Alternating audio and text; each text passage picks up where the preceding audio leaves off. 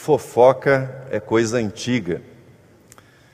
Um dos ramos especializados da fofoca é o ramo da fofoca familiar. Essa é uma das grandes especialidades dessa atividade. A difamação da vida familiar dos outros. Você viu o que aconteceu com a família de fulano? Você viu a filha de Beltrano? Você viu o que está acontecendo na família deles? Esta é uma atividade bastante antiga. Se a pessoa ocupar, então, um lugar de evidência, um lugar de destaque, for muito conhecida, sobre essa pessoa as especulações serão ainda maiores e ela terá de lidar com esse fato. Uma das fofocas que corria no tempo de Davi, o rei de Israel, era que Davi não tinha sangue 100% israelita. Ou seja, embora fosse o rei de Israel, o grande rei de Israel, ele não era genuinamente um israelita. E essa história, segundo alguns estudiosos, era tão expressiva que um dos livros da Bíblia foi escrito para responder a esta questão. E respondeu a esta questão. Você ficou interessado em saber mais sobre isso? Gostaria de saber mais sobre essa história da vida familiar de Davi? Convido você para que abra a palavra de Deus no livro de Ruth, capítulo 4, está na página 290 da Bíblia que você tem à disposição. Então, retomando a introdução, eles tinham razão. Davi não era 100% israelita, não tinha sangue 100% israelita. O nosso tema do mês, retratos de família. Este é o nosso tema. E permitam-me, à luz da história que eu mencionei, fazer um anacronismo, ou seja, tomar um fato que é do nosso tempo, que pertence ao nosso tempo e transportá-lo ao tempo de Davi. Imagine Davi, o rei Davi, tomando na sua casa uma caixa de fotografias, igual àquela que você tem na sua casa, uma caixa de fotografias, de retratos da família, abrindo essa caixa e começando a inspecioná-la, dizendo: este aqui é meu tio, esse é meu primo, este é um outro primo distante, e que ele começasse a identificar a sua família. De repente, ele olharia para uma mulher. E esta mulher? Quem é esta mulher? Olharia o verso da foto, nenhuma anotação de data, de nome, separaria esta foto para perguntar ao seu pai Jessé. Em encontrando o seu pai Jessé, se dirigiria a ele: pai, quem é esta mulher? E o seu pai diria: esta é sua bisavó chamada Ruth. Davi pergunta ao seu pai: de onde era ela? De onde ela veio? O seu pai lhe diria: ela veio de Moabe, da terra de Moabe. Então ela não era uma israelita? Seu pai diria: não.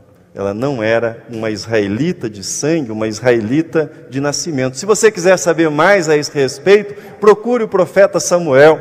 Ele conhece muito bem a história da sua bisavó. Aqui um parênteses.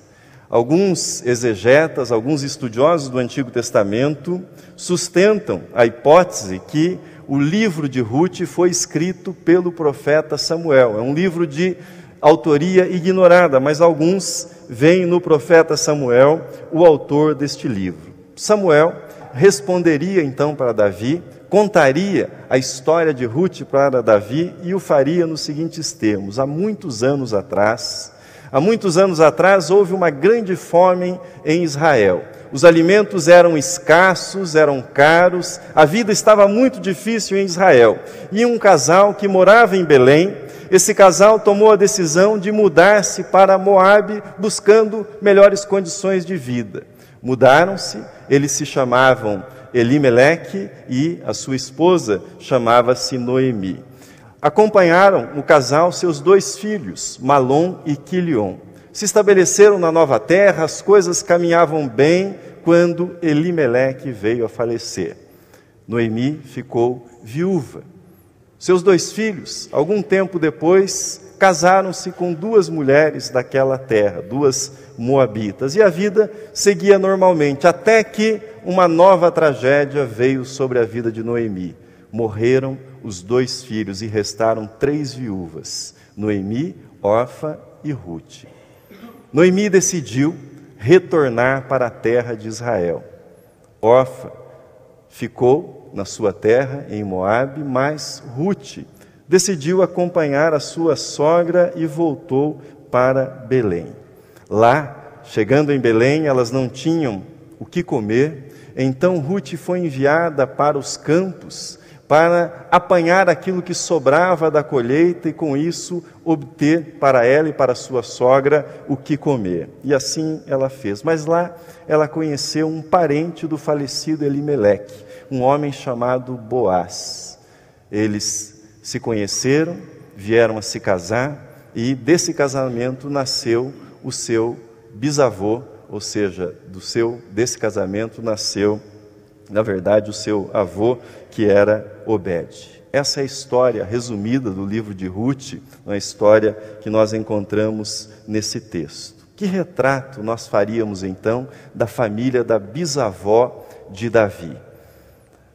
Samuel poderia dizer para Davi: no retrato desta família, nessa história, rei Davi, algumas coisas ficam muito claras, ou algumas coisas podem ser aprendidas por nós. E a primeira a ser destacada é a seguinte: Deus acolhe nossa família debaixo das asas dele. Veja comigo, no capítulo 2 de Ruth, versículo de número 12, assim diz o texto, ele está aí na projeção: o Senhor retribua o teu feito e seja cumprida a tua recompensa do Senhor, Deus de Israel, sob cujas asas vieste buscar refúgio. Este é Boaz falando para Ruth, manifestando a admiração dele pela dedicação, pela consagração, pela devoção de Ruth ao cuidado da sua sogra. Vieste buscar abrigo, vieste buscar refúgio sob as asas do Deus de Israel. A primeira leitura da história de Ruth, da história de Noemi, era que se tratava de uma história trágica. Noemi perdera o marido, depois perdera os filhos. Ruth, por sua vez, perdera o seu marido. Aparentemente, Deus havia despedaçado os sonhos destas 2 mulheres, havia destruído a vida familiar destas 2 mulheres, mas Boaz introduz a perspectiva correta. Boaz introduz o olhar da fé para a situação daquelas 2 mulheres, e ele diz: por meio dessas perdas, por meio desses sofrimentos, o que o Deus de Israel fez foi trazê-las para debaixo das suas asas, para o abrigo, para a proteção, para o cuidado das suas asas. Asas são intimidade, asas representam cuidado, proteção, asas são para os filhotes, asas são um lugar de amparo e de carinho. E era isto que elas experimentavam nesse retorno para Belém, nesse retorno para Israel.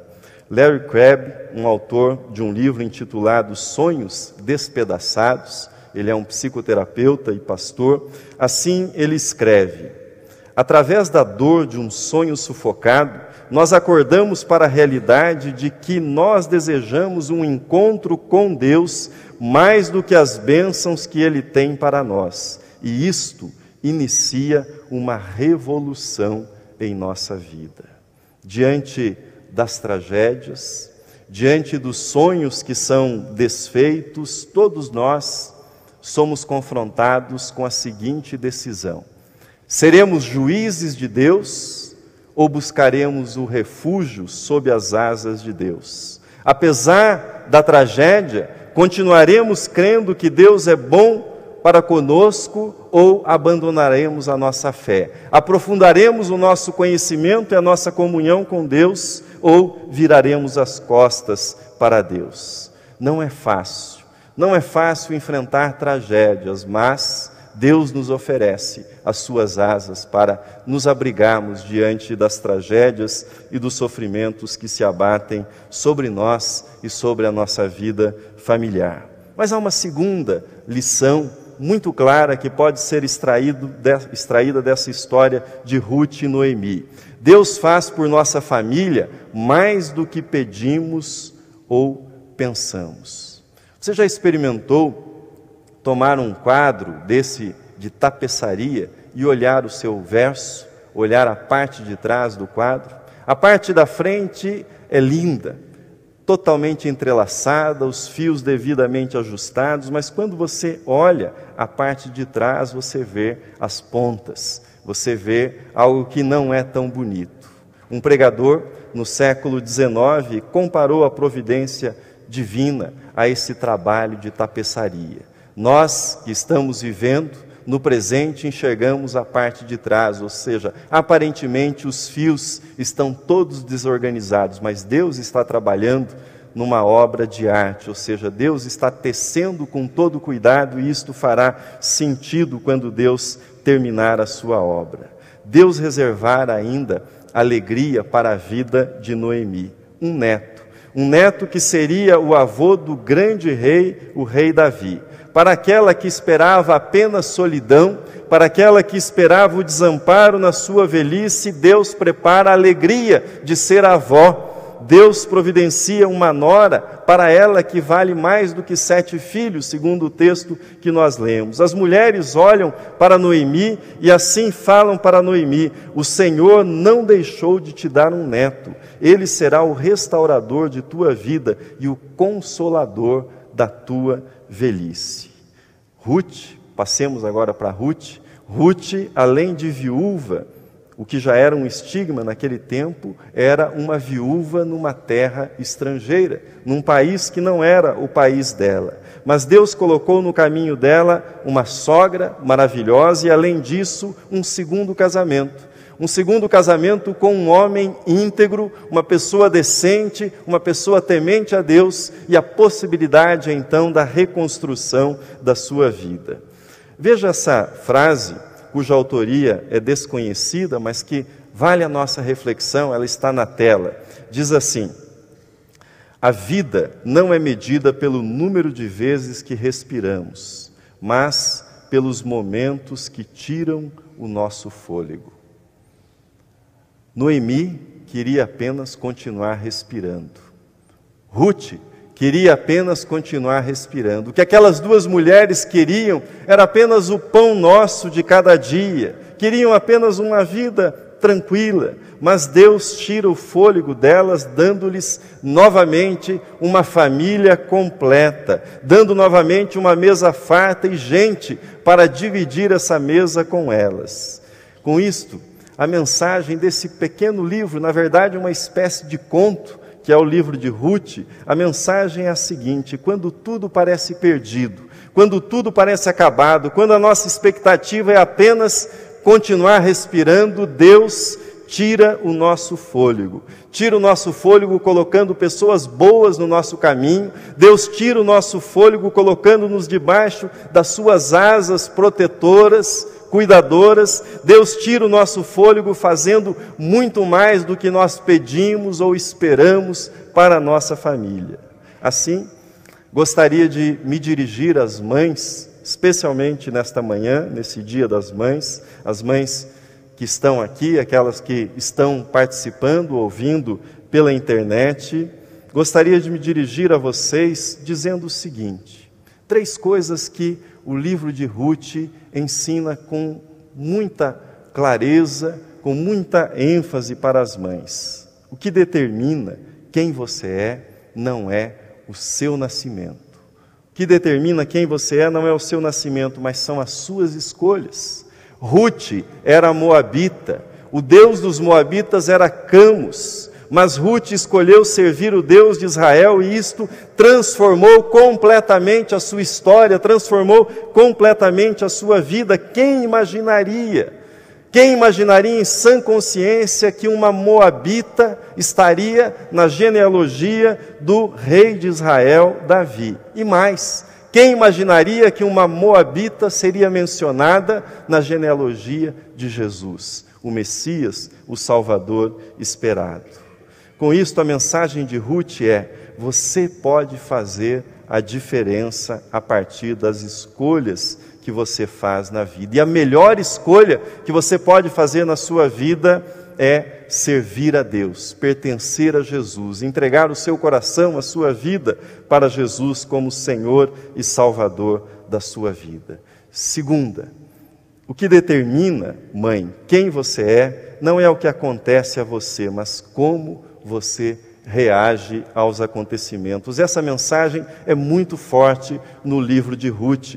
No começo da vida, tudo deu errado para Ruth. Ficar viúva não era nada promissor para uma mulher. O casamento era praticamente a única ocupação possível para uma mulher. As viúvas eram contadas entre os órfãos e os pobres. Não havia opções para uma mulher viúva nos tempos em que o livro de Ruth foi escrito. Mas Ruth reagiu com lealdade.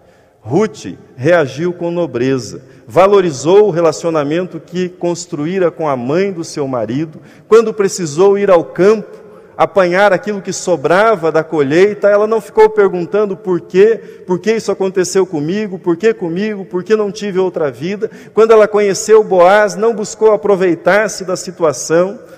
Que determina quem você é não é o que acontece a você, mas é como você reage aos acontecimentos que visitam a sua vida.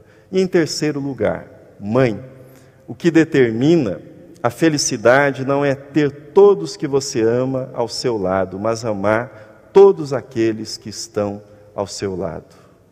Quando nós tomamos retratos de família, talvez você faça isso hoje, no Dia das Mães, quando nós tomamos retratos de nossa família, certamente nós veremos lá, naqueles retratos, pessoas que já não fazem mais parte da vida familiar, do dia a dia da família. O que nós podemos fazer nestes casos é agradecer. É agradecer pelo tempo em que essas pessoas estiveram na vida da nossa família, o tempo que nós desfrutamos com elas. Seja grato pela família que você tem. A melhor família é aquela que está ao seu lado, portanto, ame. Ame aqueles que Deus colocou ao seu lado, seja grato pela vida deles, faça por eles o seu melhor. A melhor família é a que você tem, o melhor filho é o que você tem, o melhor esposo é o que você tem, a melhor esposa é a sua esposa. A melhor família é aquela que você tem, a melhor mãe é a sua mãe, com toda certeza. A melhor mãe do mundo é a mãe que você tem. Termino essa meditação breve dizendo às mães: mãe, Ruth e Noemi convidam você a colocar a sua felicidade nas mãos de Deus. Ruth e Noemi convidam você, mãe, a colocar os seus sonhos nas mãos de Deus. Ruth e Noemi convidam você, mãe, a colocar a sua família nas mãos de Deus. Ruth e Noemi convidam você, mãe, a colocar-se sob as asas de Deus, a encontrar nele o refúgio para a sua vida e para a vida da sua família. Deus abençoe todas as mães com um dia lindo, um dia cheio da presença e da graça dele. Amém.